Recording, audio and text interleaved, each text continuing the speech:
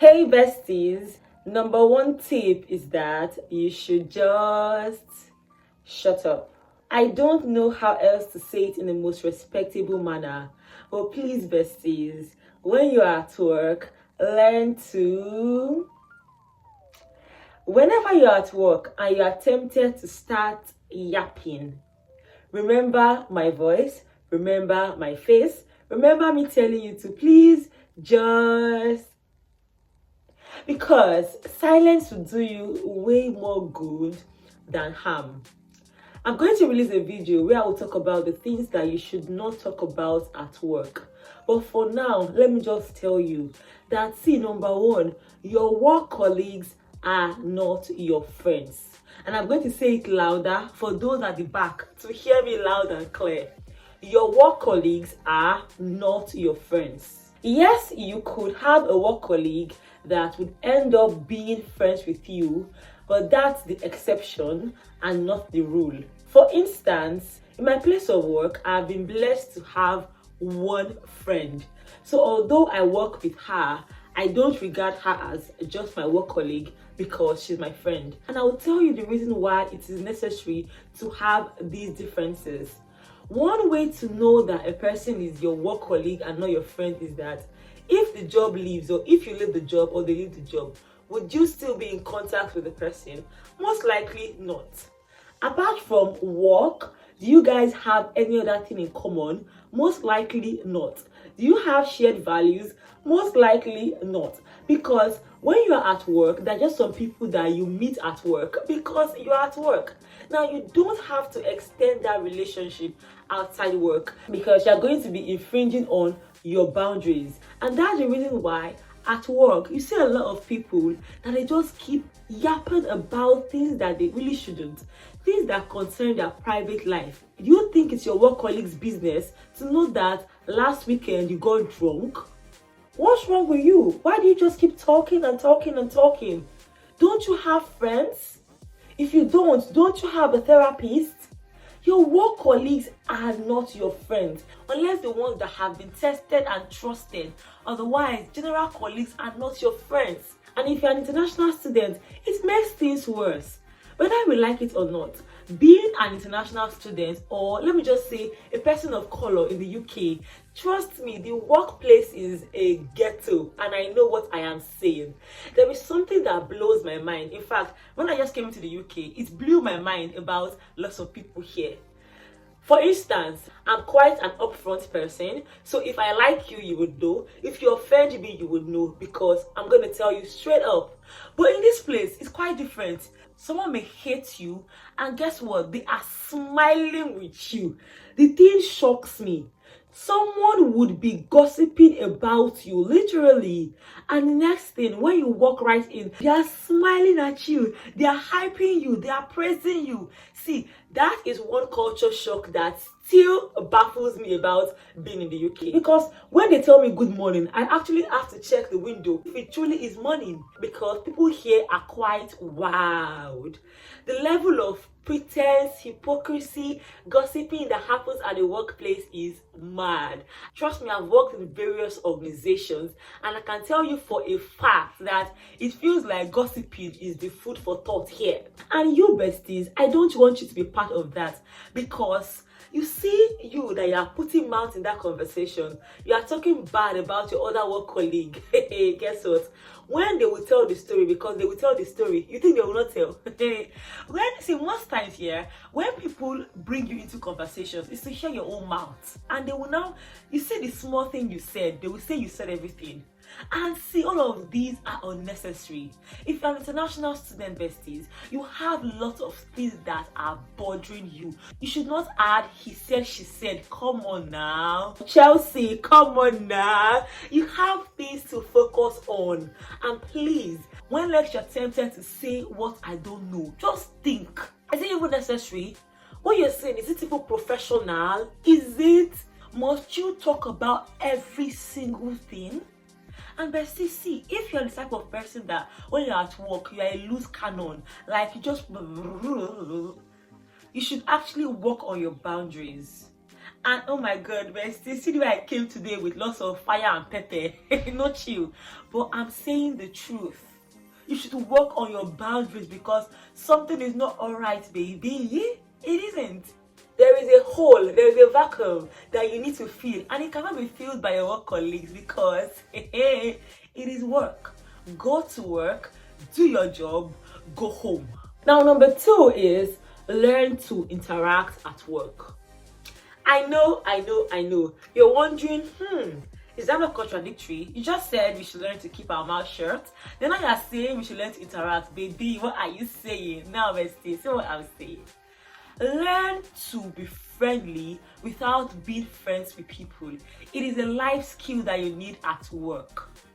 See, the fact that I'm saying you should learn to does not mean at work you should be stuck up or people cannot even approach you because you have all your walls. No, you should be friendly. You should smile when you need to smile. You should be approachable, but you still have your boundaries. I don't know how to explain this. I just hope you get it, besties. Because if you can master this skill, you will be that employee that people naturally want to be around and talk to. But still, they think they know about your life, but they don't know anything. Because you come to work, you have a warm personality, you treat people with respect and dignity. When they ask you, how was your weekend? Because in this place, they like asking questions like that.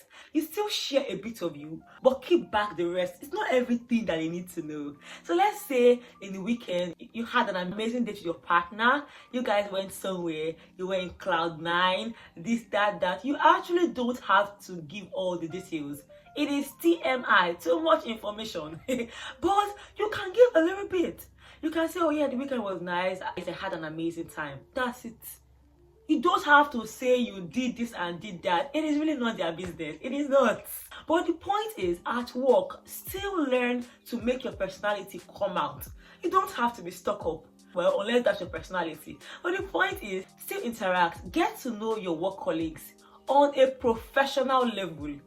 This is a life skill. I don't even know how to explain it more than this. Those who get it.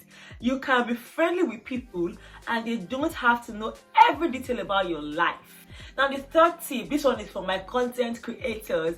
And hello guys, you're welcome to my YouTube channel, people. See, besties, if you're a content creator, please stop using your clients for content. This is something I see. In fact, I feel like I need to do another video about content creators in the UK because just because you want to create content, I see people on TikTok, Instagram, YouTube putting their camera on their client's face. What is wrong with you? No, I'm not shouting at you, besties. But seriously, if you do that, what is really wrong with you? You want to show a day in the life of a healthcare worker. You're shining camera in people's face in the name of content. You can actually sit at home and make the content you want to make. Because remember that these clients are people like you and I. They have families too. Their privacy should be maintained. And it is not right to be filming them just to create content. So if you're a content creator, please be very careful. See, everything I'm giving, every tip I'm giving, is not that I am even perfect in all of these things, but these are things that I'm conscious of because sometimes we do some things that we don't know that they are wrong. But when you're conscious about it, you get to, call yourself to order when you are tempted to act out of character. So besties, if you're a content creator or you are in the basically creative industry, learn to know what you put as work content and what is not work content. Currently, for instance, I have just one person that's at work that knows about my YouTube channel, and that's because she's not just my work colleague, she's actually my friend. So no one else knows I have a YouTube channel. But guess what? The internet is a wild place. Someone can just be scrolling and see me. In fact, lots of my classmates and acquaintances have caught me on YouTube like this. They had no idea I had a YouTube channel, but they were scrolling through the internet and by mistake they just saw me. And that's the same way one of my colleagues can just be scrolling and they will see me. Guess what? They will now see that I am filming clients. Or what if it's my boss that watches this video? What do I want to say? Don't put yourself in trouble, besties, because CUC sack. And it's not just about being sacked. In the UK, this thing called DBS, my God, it's crazy. You can ruin your DBS just by one silly mistake. And that's it. So you have to be careful at work. This also extends to those that are in the healthcare industry. Please, you see, follow the tips that you are giving. You see that training that you were given before you got the job, follow it. If the job is to be done by 2 carers, if you are just one person, please don't do the job, because when you get in trouble, it is not what we are saying, no. Most likely you will not even get covered up. It is finished. So besties, be careful about these little things. And the fourth thing is, do not gossip about anybody at work. I think I mentioned this in one of the points. I know that sometimes your mouth can be scratching you. I know, because gist is sweet. But I said it earlier. See, you see that scratch, that itch that is doing you to gossip. See, swallow it. Swallow it, baby. Because I've said it before. Just learn to. Now, the fifth tip that every international student should know, which is something that is quite dicey, is do not have just one job. I said what I said. Now, I know that for international students, you are entitled to just 20 hours weekly. Yes, I know that, but don't put your eggs in one basket, literally. In case you have a stable job, then you're one of the lucky few. By this, I mean you have a job that constantly gives you shifts and you don't have issues, then that's amazing. But one thing I've noticed about living in the UK is that your work can switch off on you at any point in time. And most times it happens when you least expect it. You will not even see it coming, and before you know it, you are out of job. And you may think it's that easy to get a job. It could be that easy, but sometimes it could not. And just imagine us having a job in the UK. It is not easy. Ask people that don't have jobs. It is not easy, because bills are not going to wait for you to get a job. The bills will keep piling. So besties, I would always advise every international student, apart from your main job, have one temporal agency work, so that when push comes to shove, you would not be stranded. Even if it is one agency that you don't really go for shifts in, but at least they are there just in case. I know what I'm saying. You know, I've been in a situation where I felt too comfortable. In my mind, I've gotten the job, I'm great at work, nothing will happen, and like play, the rug was removed under my feet.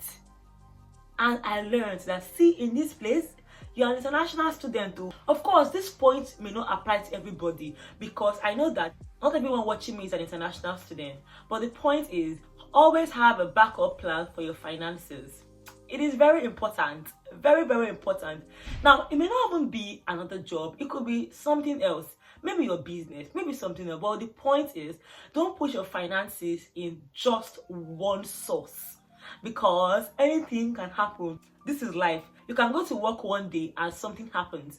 No one prays for bad things to happen, but it is life, and we have to be prepared as much as we can for all of these minor contingencies and emergencies. So besties, if you enjoyed this video, you are going to enjoy the video where I talked about the job situation in Lincoln, and I've linked it here. Thank you for watching. Bye guys.